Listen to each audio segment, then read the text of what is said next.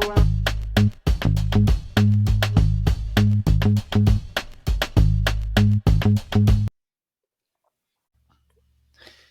everybody, welcome back to the Managing with Mind and Heart podcast.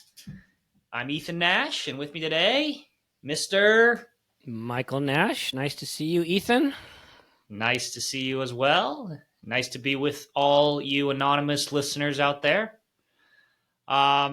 Excited for our episode today. I think this will be a helpful one for most of us. And hey, real quick before we jump into that, wanted to let you know about something important, which is that we have a leadership development workshop available for all of you to sign up for. It's a multi-part series, and it is really our cornerstone work. And it's called Managing with Mind and Heart. As you can see, the podcast was named after it. But this is a really cool opportunity. You know, at this point, thousands of leaders have gone through this workshop. And, you know, from what we're hearing, what we're seeing, it's gone a long ways in helping them develop cultures, you know, with high morale, high engagement, and just people walking away feeling more skilled, equipped to manage other people. And we really are focused on best practice management skills and behaviors. And so we're excited about that. Mike, just real quick, what are a few of the skills and tools leaders can expect to take away from this workshop series?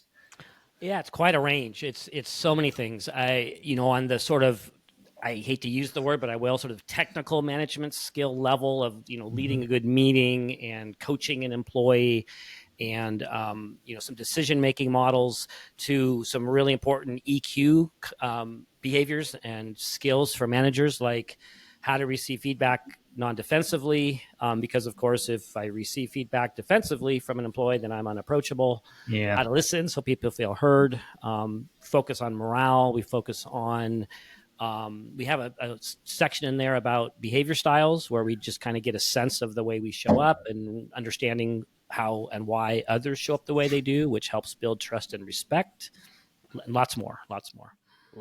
Yeah. So you can go to our website, nashconsulting.com.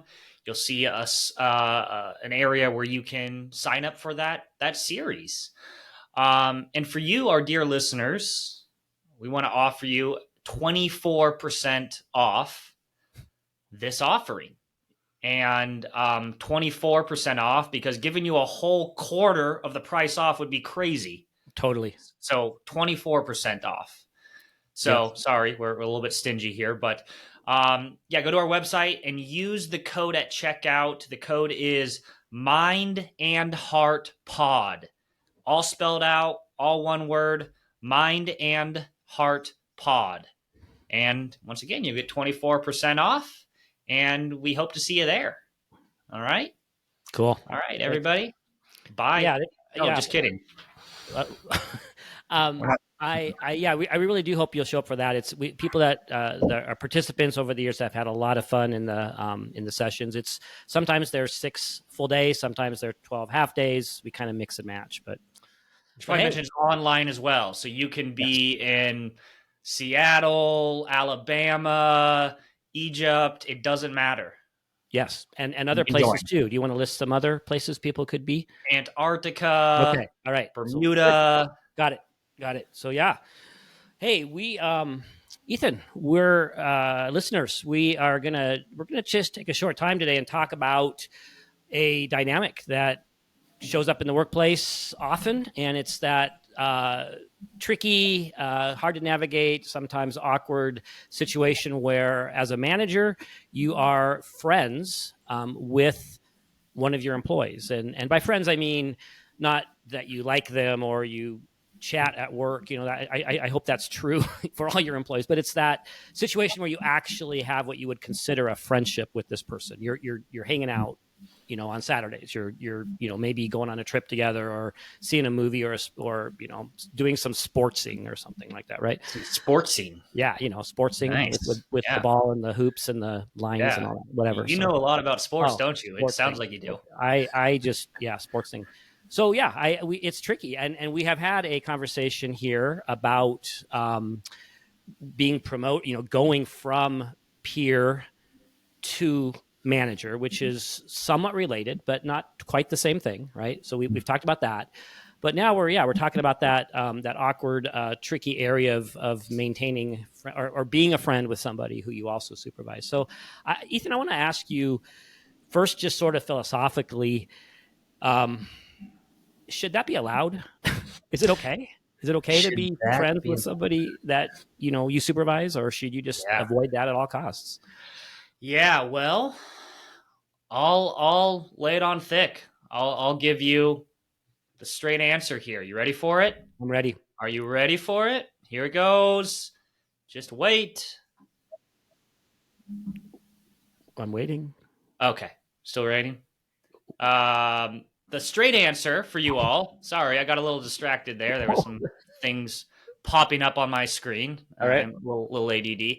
So here, I am going to give you the take of Robert Sutton. Robert Sutton is a smarty pants. He knows a lot. He's a professor of management science at Stanford University. He's also the author of actually a really good book called The No Asshole Rule. It's yes. a good book. But yes. So here's what he says. He says that you can no longer have close personal relationships with your former peers. And if you do, you may appear to be playing favorites.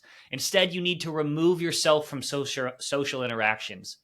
When team members go out drinking, for example, it may be better to stay behind.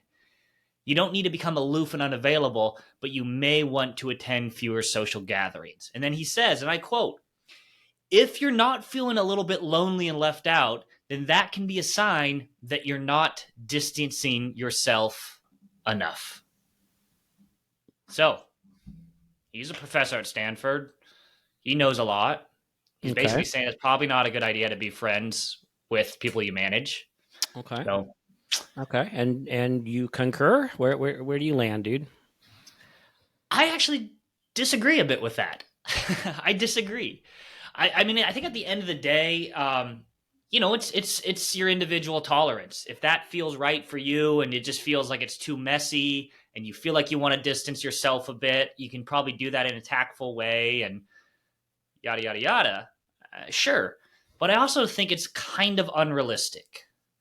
I mean, at one level, if you're going from peer to boss, and you were friends with them before, it's kind of all of a sudden you're just supposed to like not be friends with them anymore. Yeah, thanks for being in my wedding, buddy, but I'm not your friend anymore now. Yeah, you're just not friends anymore. So that doesn't seem super realistic. And even if you are not going from peer to boss, but you just come into this team or this organization, at the end of the day, you're going to end up being friends with who you end up being friends with, right? And so I think at some level it seems a bit unrealistic to say you can't be friends at all with the people you manage.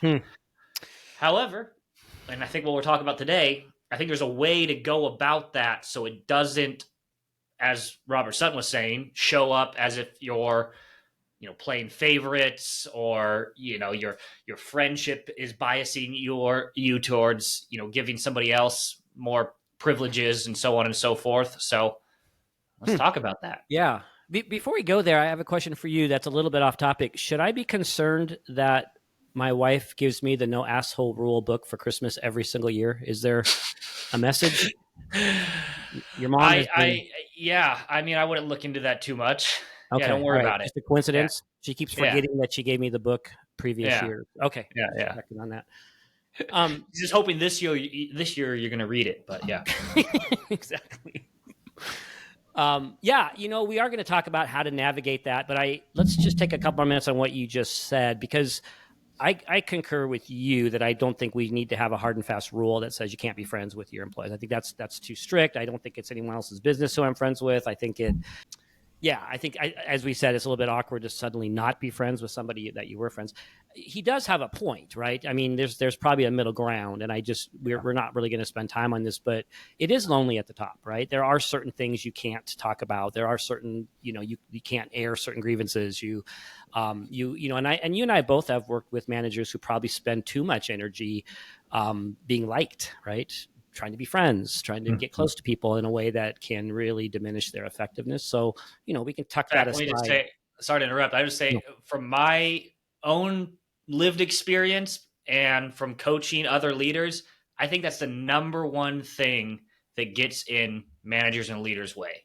The Yes. fear of other people's opinions and the fear of not being liked by other, which is Exactly. a totally normal Yep. human reaction. Yep. And so it's a big thing in people's way. So I just Yep. wanted to note Yep. that. Yeah. Yeah. No, that's something we could talk about someday. That's really important. But yeah, let's say it's happening. You're friends with this person and you supervise them. You end up hanging out outside of work. Let's just talk about some ways to make sure that doesn't get in the way, that doesn't create a problem. And let's share some ideas. I just want to start with a really kind of a general concept, which is it sounds so obvious, but talk about it. Like you and that person need to just squarely face that dynamic. I'm your, you work here and I'm your supervisor, and we're also friends in this context, and that could pose some issues. So can we make that an open conversation? Can we set some parameters? Can we talk about that? I think the problem would be that we don't talk about it and we ignore it, and then the Right. boundaries get crossed and fuzzy, and yeah, bad things happen. And it could get crossed and fuzzy in both ways. Either crossed and fuzzy that we're not fuzzy, crossed, yeah, fuzzy, right? Yeah, yeah, Yeah, crossed and right. fuzzy. It just sounded weird Fuzzy, saying fuzzy too many fuzzy, times, but right? yeah, it could be like, hey, we're not on the same page of how our friendship should show up at work, and that Mm-hmm. causes damage to the Mm-hmm. rest of the people Yep. in the office or in the workplace. Or it could be you start doing these distancing type of things and your friend is not realizing why this is happening, and now you've kind of hurt the friendship. So it Yep. could go both ways. Yep. And so having a conversation just to set some boundaries, set some parameters, and what might be some of these boundaries or parameters that you should be setting.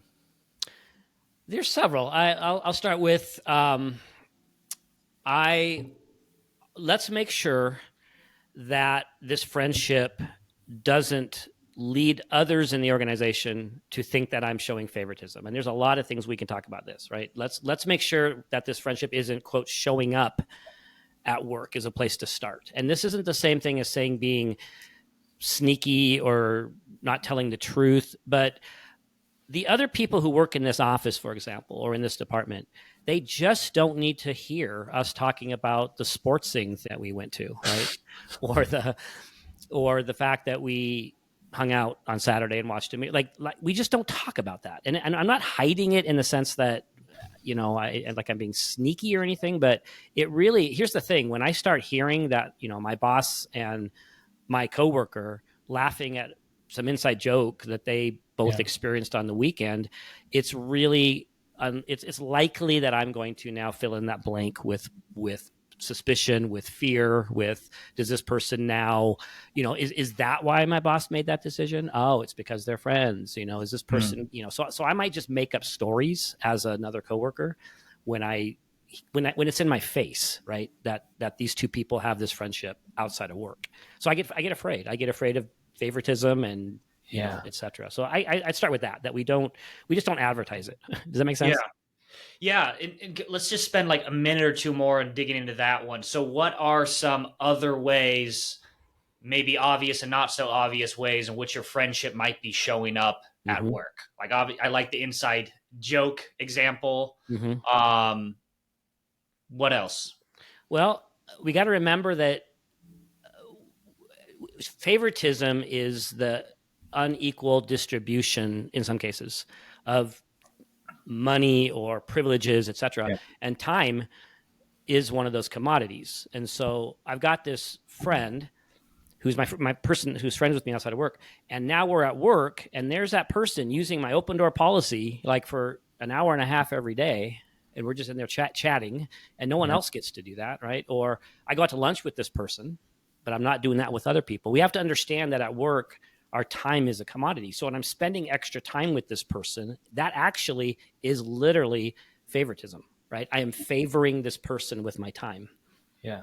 It's almost like the bottom line punchline here is, in the workplace, I am treating you no different than anybody else. That's exactly right. I'm going to spend time at lunch with you just the same amount as I'd spend with somebody else. We're not going to have extra conversations where we're just not going to, as like you said, talk about our social time that we had outside of work at work. Like, it's just not going to show up in that way. Related question here. What if you have another employee either gently or not so gently kind of call you out on the fact that they know that you're friends with somebody else? Like, hey, Mike, I know you're friends with Hannah, and I'm concerned about that you have a friend in the workplace. Right? No, I'm not seeing it show up in the workplace necessarily, but I saw you out at the sporting event, the cricket match the other night. Cricket, yeah. I spent a lot of time watching cricket. Yeah. Like, do you want to be, I guess I have my own opinions on this, but I'll let you give your opinions first. Do you want to be pretty transparent, even right up front, that you have a friendship with somebody else, but you've set some boundaries? Or maybe let it go unspoken unless it comes up? And then when it does come up, how do you address that? Yeah, I think it's awkward to bring it up. I don't necessarily want to advertise it, but hey, everybody. Yeah, by the way, me and Jane, we're best friends, just so you know. But you know what? It won't affect anybody. Right. All right? Exactly. It's fine. Yeah, that's weird. And I think that creates more problems than it solves. But on the other hand, yeah, if it's pointed out or someone mentions it, I mean, this sounds really obvious, I guess, but number one, don't deny it. Obviously, don't be defensive either. This is where you get really tricky, or you get real careful. It's not going to be some sort of, or none of your business kind of vibe, right? Yeah, absolutely. And let me lean into that with you. Do you have some concerns? I'd like to get some feedback. Are you seeing this friendship showing up in the workplace in a way that's maybe causing concern? I just would advise managers who get faced with that question to just lean into it and be open and humble, nothing to hide, but ask, right? Ask for feedback. Yeah. Ask for feedback. And just to highlight what I think is one of my biggest pieces of advice here is let them know about the parameters that you've sat down and set, That's right? good. Like, just be like, yes, it's true. I'm not going to deny it. We're friends. We were either friends before, we developed a friendship. Just so you know, I sat down with Hannah and we've agreed how this is not going to show up at the workplace. And I think that can help relieve some people as well, to just know there's been an open conversation about that. I'm glad you added that. I hadn't thought of that. Yeah. Talk about the parameters. That's a really good way of reassuring that you've already been proactive and you've been intentional. And another one of those parameters you'll mention then, right, would be, and you'll follow, would be there's no inside information being shared. There's no, and this is where you really have a boundary. Like, this is where, like, if I was friends with, Fred over here and he doesn't work in this organization, I can share more with him. I can talk about, not confidential stuff, but, I can talk about, stuff that's going on at work and decisions I have to make. And if Fred's not in the organization, he's not. He's outside the circle of the organization. So there's more freedom for me to kind of get some advice from him or share some frustration or whatever. I don't get to do that with this friend who actually also works here, right? And that I supervise. I don't get to let that person be my sounding board for things that have to do with work. And I don't get to share inside information or ask for input on a decision that I'm not asking others for input on, right? That's another form of favoritism, and it's crossing boundaries in a way that's going to create problems down the line. Yeah, absolutely. Which may mean, depending on how well you know yourself, that this friend in the workplace may not want to be your drinking buddy if you're known for having a little bit of a loose lips, as they say. That's a good point. And so it's like, I'm probably not going to go out drinking with them because I don't want to share things about the workplace that I probably should have said later. Yep. Anyways, I ran into a manager I worked with recently. He said he has the 1 beer rule. Anytime he's out with someone who works at his place, he has the 1 beer rule for that very reason. Yeah. And I think that's a smart rule. Just knowing the chemical reaction of alcohol in the brain. Yep. Yeah, one beer rule sounds good. Okay, so far we're talking about, have that discussion, have an honest conversation with the person you're friends with. You're setting some boundaries. Those boundaries are, of course, including just not showing favoritism in any form, and remembering that time is a commodity. So Mm-hmm. not spending more time with your friend than anybody else. We discussed not discussing your social time. Not discussing work during your social time or your social times at work. Right, Right. having some good parameters there. That's the firewall that you agree on with that person, and that's important. I just circle back. You don't just withhold while you're out there, out, at the sporting thing or whatever. The friends saying, "Hey, what's going on at work?" or "What's your thoughts?" and you're just kind of evading and not going there. No, just say it. Just say, "Look, let's be really clear. Let's Mm-hmm. not have these conversations." So I would really recommend that kind of intentionality and state it. And look, if you're not able to do that, right? If you're just not able to not talk about your work with your social friends, and your social friends are your work friends, then yeah, that's when you might want to lean on Robert Sutton's advice and just say, Mm-hmm. this is not going to work, right? Mm-hmm. Or you have to make a decision, maybe, if, hey, do I want to be manager of this group Mm-hmm. and maybe sacrifice this friendship at some level? Or yeah, I think I can handle this and we can figure out a way. So you're going to have to make a decision for yourself on this, of course. And you just, Yeah. know thyself, as someone smart once Some said. important person said. Yeah, Ethan, it reminds me too that there's another kind of a hitch here. That, I mean, again,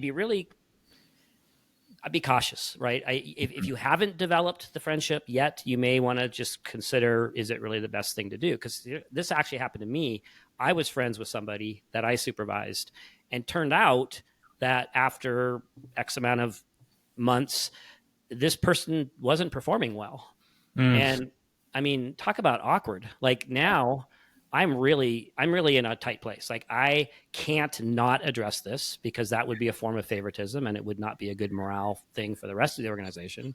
But addressing it is just, okay, now what? Now I'm using my power differential in a way that I kind of need to, which I don't have a power differential outside the workplace, right? I'm his friend. But in the yeah. workplace, I am. And now I'm having to correct behavior, which becomes awkward. And man, I cannot tell you how many times I thought to myself, I wish I had not developed this friendship.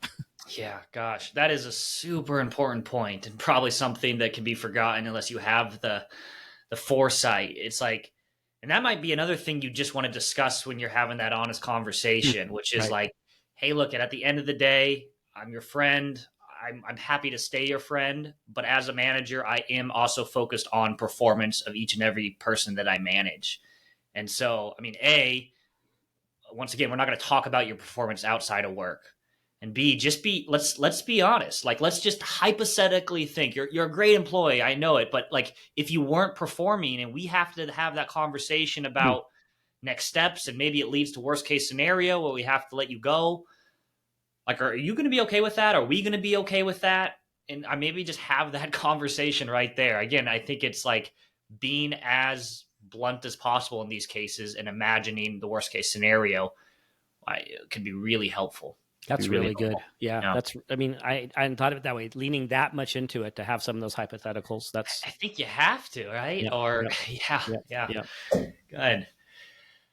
Well, the other thing that I want to just mention here, I don't remember if you said this already yet, but outside of not sharing inside information, of course, it's just remembering that you're always wearing your company, quote unquote, company hat, um, even outside of work, Mm-hmm. right? So, I've heard you say one time, you have to be, if you're going to go hang out on the weekend, you have to be somebody that are going to still respect and look up to on Monday, right, as their manager.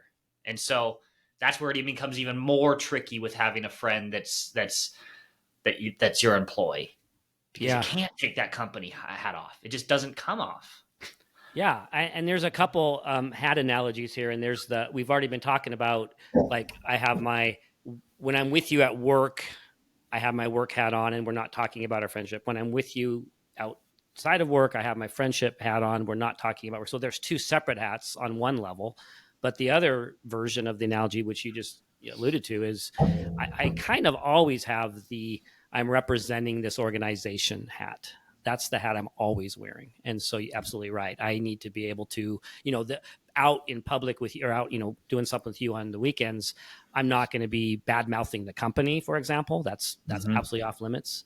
I'm not going to be doing anything that I wouldn't want in the newspaper, right? It's just a higher bit. It's a higher standard because, like it or not, I am representing this organization.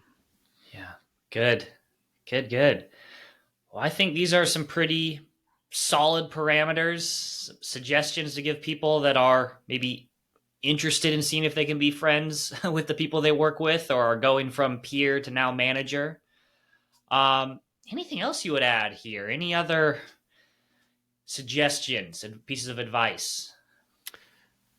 Nothing else. Maybe just to reiterate, lean into it, have conversations, be picky, choosy. Don't just willy nilly walk into these friendships if you're not already in them. Stop and think about it. Yeah, good stuff. Yeah, that last piece there is something to probably consider deeply. Like if you're not going from peer to boss, right? So you didn't already have that friendship.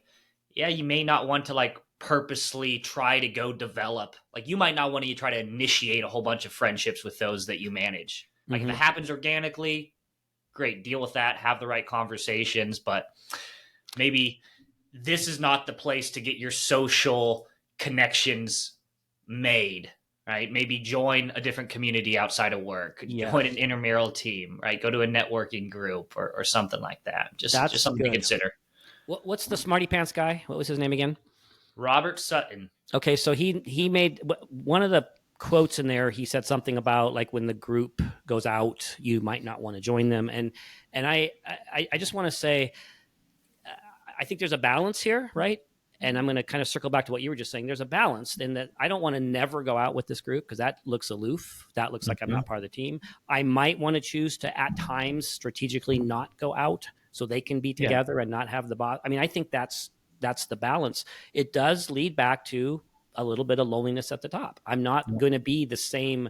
I'm not going to have the same position in this group socially as I would have if I was just their peer. And that's sometimes hard for managers to get their head around. And so like you just said, let's be resourced, right? Let's make sure that this is not my only source for social life.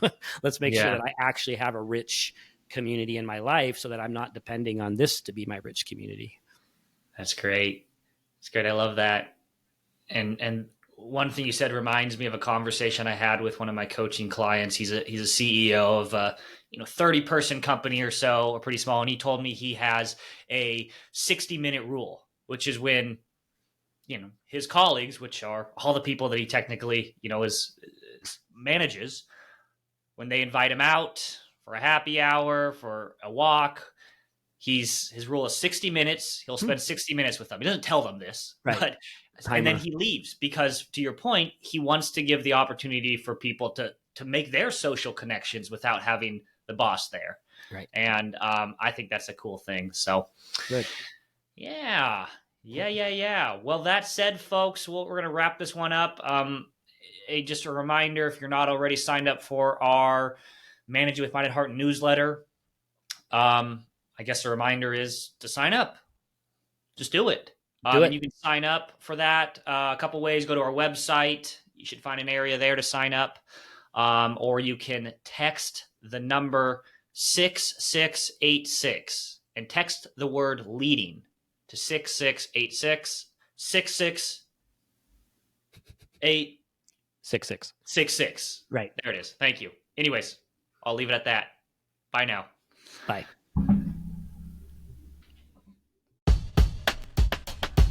Well.